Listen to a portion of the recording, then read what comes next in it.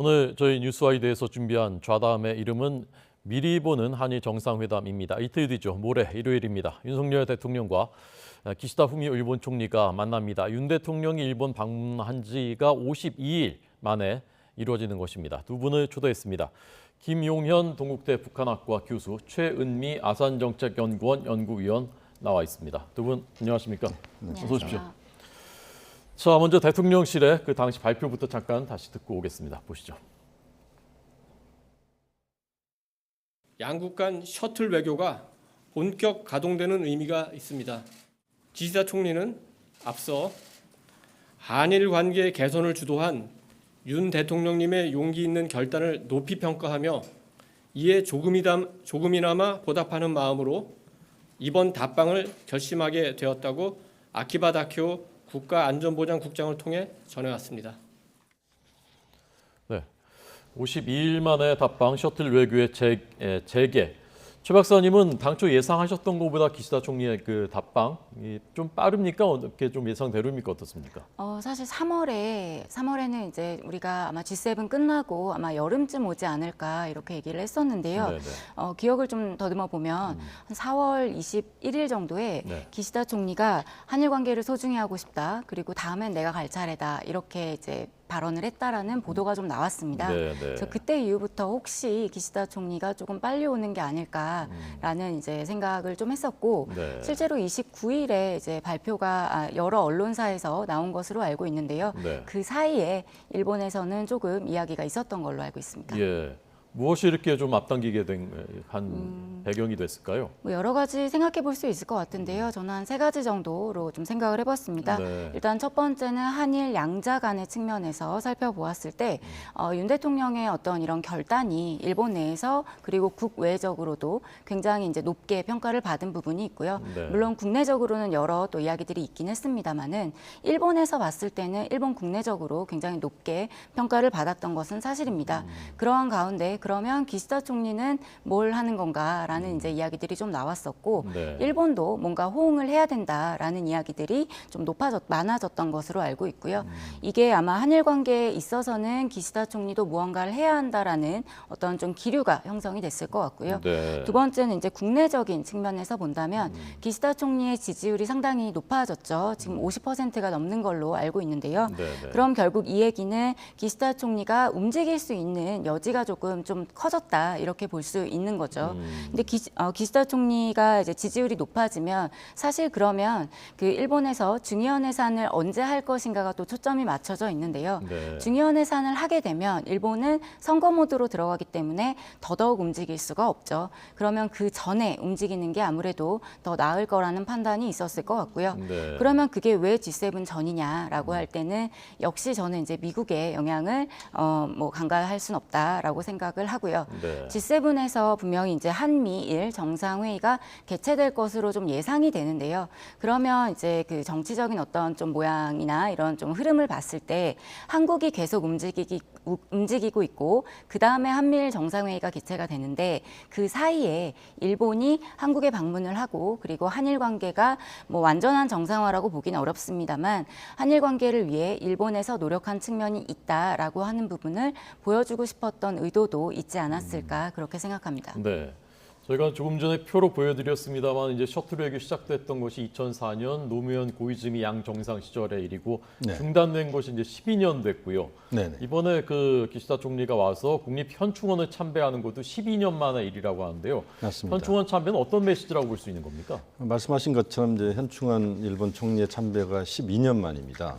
그러니까 지난 2011년 10월 달이었죠.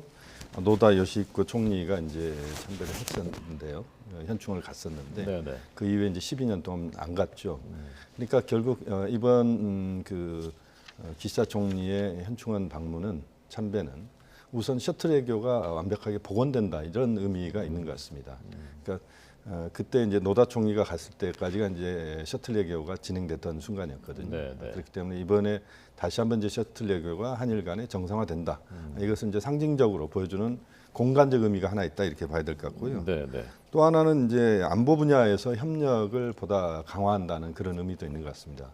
현충원이 차지하고 있는 위상 자체가 우리로서는 이제 한국 전쟁의 전사자들이랄지 또 독립운동을 했던 그 분들의 그 유해가 모셔져 있는 곳이기도 하고 네, 네.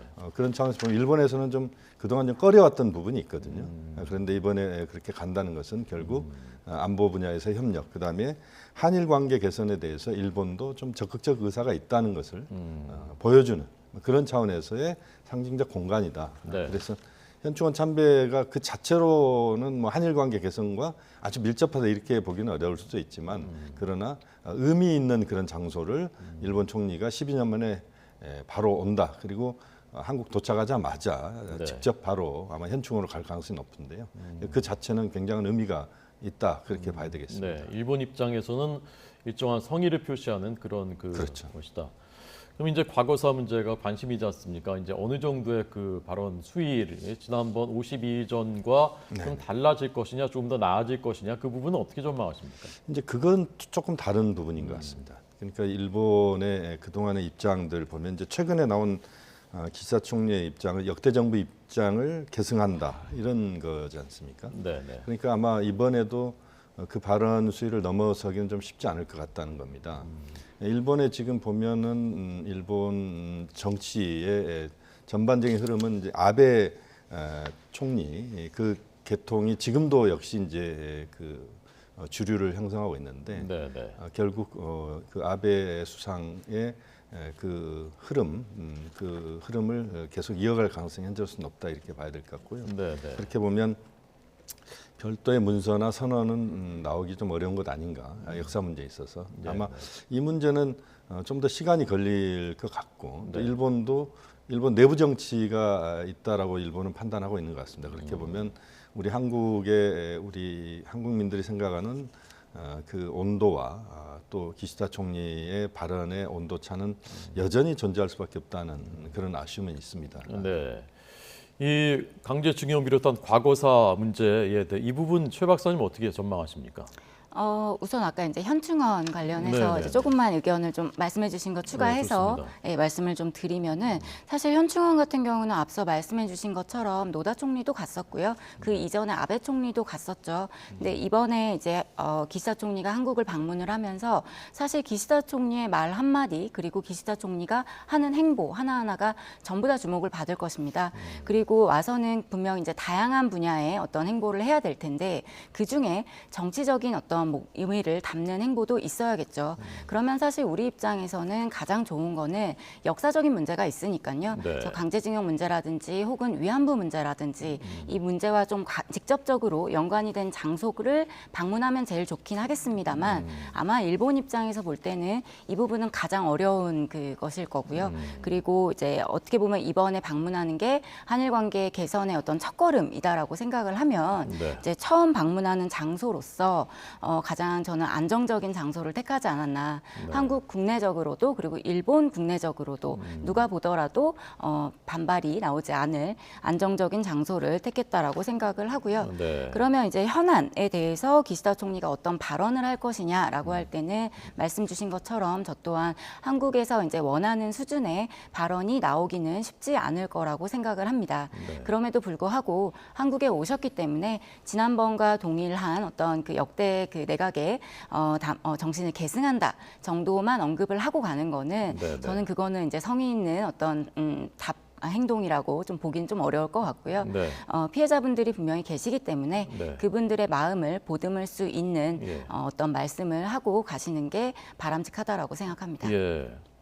최은미 박사님이 만약에 그 기시다 총리의 참모라면 그때보다는 조금 더 그래도 나아간 이 정도는 해야 되지 않느냐라고 할 수 있는 어떤 아이디어나 발언의 어떤 표현이랄까요? 그런 게 있다면 어떤 정도 일까요? 굉장히 어려운 질문인데요. 네, 사실 네. 이 부분은 일본의 국내 정치와 한국의 국내 정치, 일본 여론, 한국 여론을 모두 다 생각을 해야 되는 거고 향후에 기시다 총리의 정치 그 일정이가 정치 행보까지도 생각을 해야 되는 거라서 네, 네. 굉장히 어려운 질문이라고 생각을 하고요. 예. 그럼에도 불구하고 지금 아마 가장 낮은 수준에서 할 수 있는 거는 우리가 그 김대중 후보치 공동선언에 대해서는 양측이 모두 동의하고 있는 사안이기 때문에 네. 그 안에 나왔던 문구를 정확하게 읽는 것이 아마 좀 이제 가장 지금 할 수 있는 선에서 한 걸음 더 나아간 것이라고 생각을 하고요. 제가 만약에 정말 참모라면 네. 저는 기시다 총리가 우리도 정치적인 용기를 많이 낸 거니까요. 정치적인 용기와 결단을 내리기를 바라고 다만 그것이 일본의 국내 여론도 생각을 해야 되기 때문에 사죄나 반성이라는 부분은 아마 기존에 나왔던 선에서 더 나아가기는 어렵겠습니다만은 네, 네. 지금 이제 그 한국에 계신 피해자와 그 유족들에게 따뜻한 어떤 말을 건네는 거는 저는 적극적으로 말씀을 드릴 수 있을 것 같습니다. 네. 김용현 교수님은 이번에 이제 한일 정상회담에서 어쨌건 지난번에 이제 우리가 먼저 손을 내민 것 아니겠습니까? 그렇습니다. 그럼 이번에 기시다 총리가 와서 할 수 있는 뭔가 이렇게 내놓을 수 있는 것이 네. 뭐 현충원 참배도 있겠습니다만은 그밖에 또 어떤 것이 좀 있을 수 있다고 보십니까?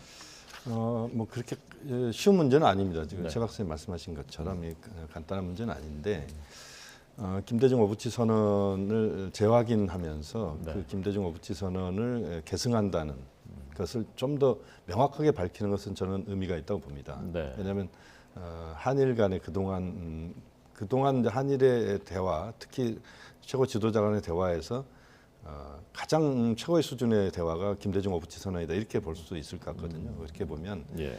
김대중 오부치 선언을 중심으로 기시다 총리가 좀 언급을 하면서 한국 문제 또 한미일 문제 또 한일 관계 이런 부분들에서 전반적인 좀 더 적극적인 의지를 좀 표명하는 것이 좀 중요하다고 봅니다. 그러니까 지난번에 윤석열 대통령께서 상당히 좀 포석을 미리 좀 하면서 좀 더 미래지향적인 이야기를 하겠다 또 그렇게 가자라고 했기 때문에 네. 거기에 대해서 기시다 총리도 좀 더 적극적으로 대화, 한일 간의 대화 그리고 한일 간의 협력, 역사 문제를 포함한 모든 부분에 있어서 좀 더 진전된 입장들을 좀 내놓는 것이 좀 형평에도 맞고 그런 차원에서 보면 기시다 총리가 이번에 좀 더 전향적인 그 역사 문제를 포함한 한일 관계에서의 좀 입장 표명을 좀 할 필요가 있다. 네. 그렇게 좀 촉구하고 싶습니다. 네. 좀 전에 저희가 그 IAEA에서 이제 후쿠시마 원전 오염수 해양 방류에 대해서 문제가 없다라는 이제 중간 보고서를 냈다라는 것을 이제 보여드렸는데 이 문제가 아마 이번 정상회담에 의제가 될 것 같습니다. 여러 분위기로 봤을 때 어느 수준에서 어떤 논의가 이루어질 가능성이 있다고 보십니까? 글쎄요, 우선은 이제 IAEA를 통해서 어떤 국제적인 검증을 받고 있는 상황이고 또 네. 계속해서 이제 보고서가 나오고 있는 상황이다 보니까 일본에서는 아마 이 부분을 주로 거론을 할 것 같고요. 과학적인 어떤 근거에 기반해서 하겠다라는 입장을 보일 것 같기는 한데요. 네, 네. 한국으로서는 사실 그런 과학적인 수치도 중요하지만 그보다 더 한 걸음 더 나아가서 국민적인 어떤 불안감과 어떤 그 정말 직접적으로 우리의 삶과 건강에 관련이 되는 부분이다 보니까 이런 우려를 해소할 수 있는 어떤 추가적인 조치 이런 것들을 좀 요구할 수 있을 것 같습니다. 다만 이게 후쿠시마 오염수 문제는 개인적으로는 이거는 한일 양자 간의 문제는 아니라고 생각을 하고요. 네, 네. 글로벌 의제 차원에서 다뤄야 되는 문제죠. 원자력의 안전한 이용이라고 하는 그리고 추가적인 어떤 추후에 이런 비슷한 사고가 발생할 우려가 있는 지역들이 있기 때문에 네, 네. 한국도 마찬가지고요. 그러면 앞으로 이런 문제가 재발되지 않도록 어떻게 해야 될 것인가에 대한 논의가 같이 이루어져야 된다라고 생각을 합니다. 네. 그때 이제 뭐 지난번에 수산물 수입에 대한 얘기가 나왔느냐 안 나왔느냐 설왕설래가 많지 않았습니까? 이런 문제는 어떻게 될 것 같습니까? 수산물 수입 관련해서는 당시에 이제 보도가 나오게 되면서 네. 실질적으로 말씀하신 대로 근본적인 문제보다는 그러한 논의가 있었느냐 없었느냐에 대한 초점이 좀 맞춰지면서 뭐랄까요, 이제 주객이 전도된 듯한 이런 좀 상황이 벌어졌는데요. 네네. 근데 지금 국민 정서상으로 봤을 때는 이후에 그 일본 측에서 일본발 보도가 나온 이후에 대통령실에서 굉장히 강력하게 수산물 수입은 없을 거다라는 이야기를 한 것으로 기억을 하고 있습니다. 네. 그러면 향후에 이러한 입장을 바꾸기는 쉽지 않을 거라고 생각이 들고요. 네. 이러한 입장을 바꾸기 위해서는 바꾸게 되려면 그만큼 더 안전하다라는 것을 일본 측에서 확실하게 보여줘야 되고 그것은 단지 한국의 어떤 불만을 잠재우고 주변국의 불만을 잠재우는 것뿐만이 아니라 저는 일본 스스로를 위해서도 주변국의 어떤 불안감을 잠재울 수 있는 다양한 좀 조치 그리고 그 불안감을 해소할 수 있는 노력을 기울여야 한다고 생각합니다. 네. 자, 우리 국민들의 이제 관심사라는 면에서 벗어나서 두 정상의 이제 회담 의제의 그 중요도 순서로 한다면 아마도 이제 안보 문제가 제일 1번이 아닐까 싶은데, 자, 우선 윤석열 대통령 워싱턴 선언에 대한 설명 잠깐 듣겠습니다. 확장 억제라고 하는 개념은 나토의 핵 공유 이후에 나온 개념입니다. 그 실효성이라든가 이런 면에서는 1대1로 맺은 것이기 때문에 나토의 이런 그 다자와의 이런 그 약정보다는 더 저는 실효성이 있다고 판단하고 있고요. 네. 북한이 매우 지금 날선 반응 보이고 있지 않습니까? 네. 워싱턴 선언에. 네네. 교수님 어떻게 해석하셨습니까? 북한 태도를. 그러니까 확장 억제를 강화한다는 것은 결국 북한에게 대한 이제 대응 수단으로서 역시 이제 한미도 거기에 대응하는 그런 여러 가지 수단들을 준비한다는 그런 의미가 있다고 봐야 되겠습니다. 네, 네. 우선 이제 핵 협의 그룹이 이제 만들어진다는 것은 이미 많이 알려져 있는 사실이고요. 실질적으로 이제 확장 억제를 강화하는 수단들이 뭐냐 이렇게 보면 한 서너 가지를 이야기를 할 수 있습니다. 하나는 이제 미국이 갖고 있는 전략 자산들이 있는데 북한이 굉장히 그것에 대한 부담을 갖고 있습니다. 예를 들면 B-1B 전략 폭격기, B-2 전략 폭격기, B-52 전략 폭격기, 이 전략 폭격기들이 대체로 핵 투발을 할 수 있는 수단들을 갖고 있습니다. 네, 네. 특히 B-1B 전략 폭격기 같은 경우는 괌 앤더슨 기지에서 출발해서 평양까지 2시간이면 도달합니다. 그리고 스텔스 기능들이 있기 때문에 상당히 북한으로서는 부담스러운 전략 자산이다 이렇게 봐야 될 것 같고요. 네.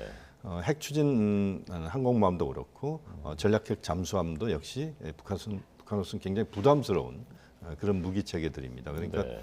그런 무기들이 거의 준상시화해서 한반도 수역이랄지 한반도 주변에 그 전개가 됐을 때 북한이 갖는 부담은 지금 북한이 갖는 부담보다 훨씬 더 클 수밖에 없다. 네. 왜냐하면 그것이 곧 북한에 대한 공격용으로 북한은 인식할 수도 있기 때문에 네, 네. 거기에 대한 부담이 북한으로서는 클 수밖에 없다.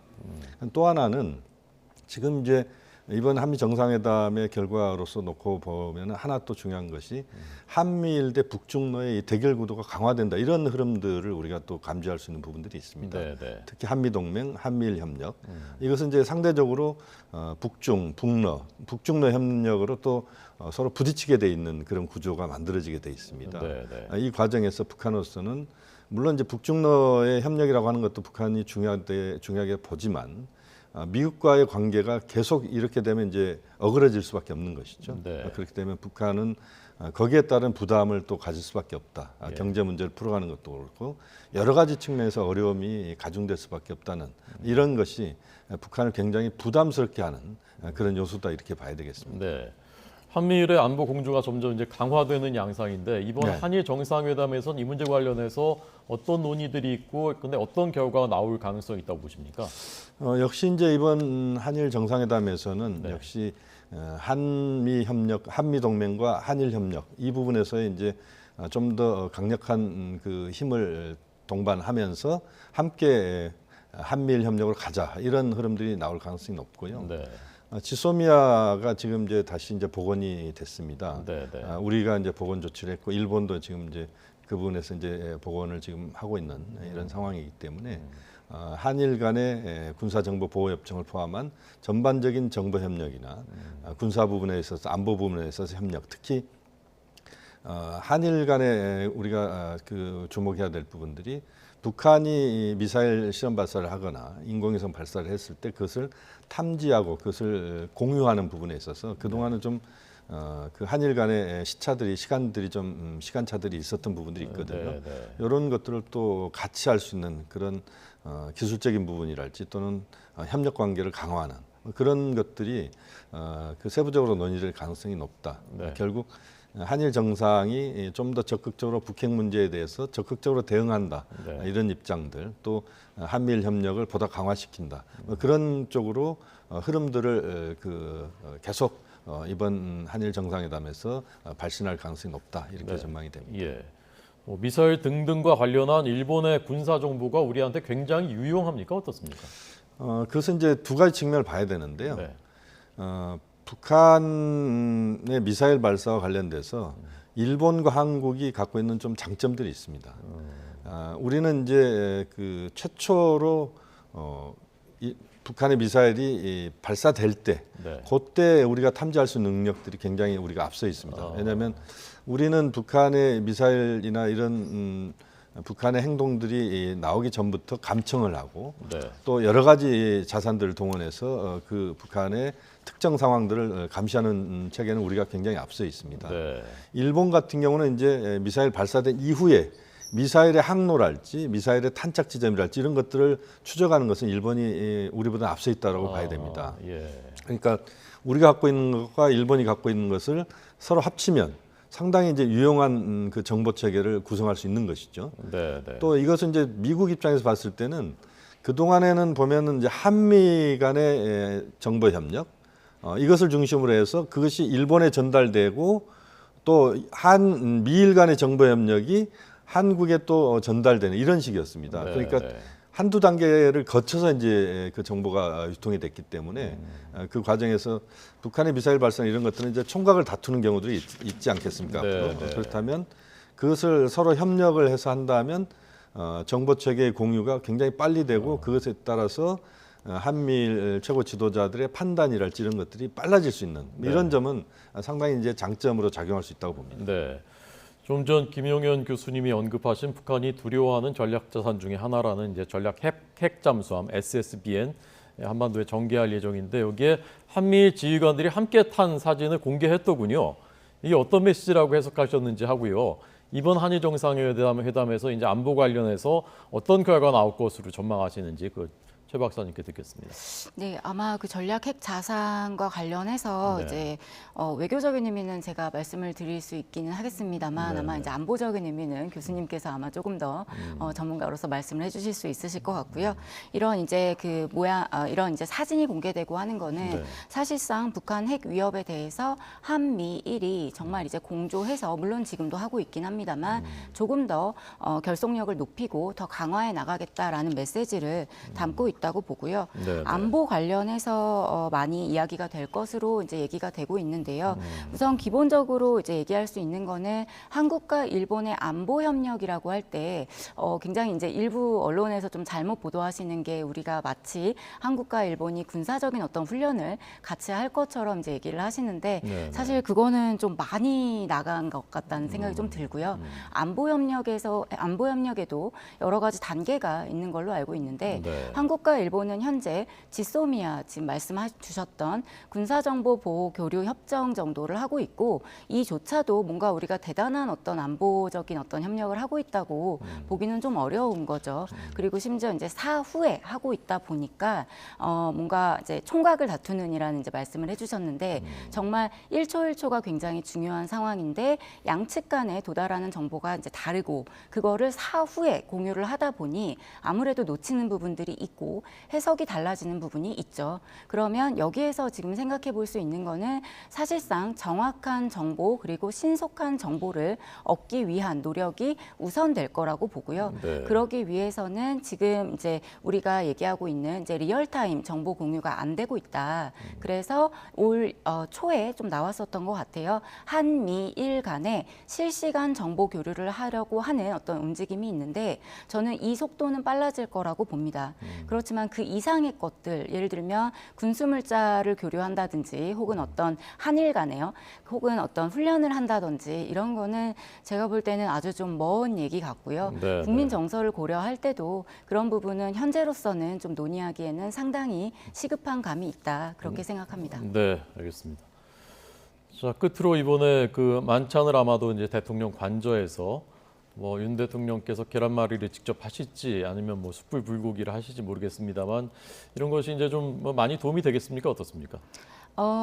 아무래도 한국 문화를 좀 알린다는 차원에서 더 좋을 것 같고요.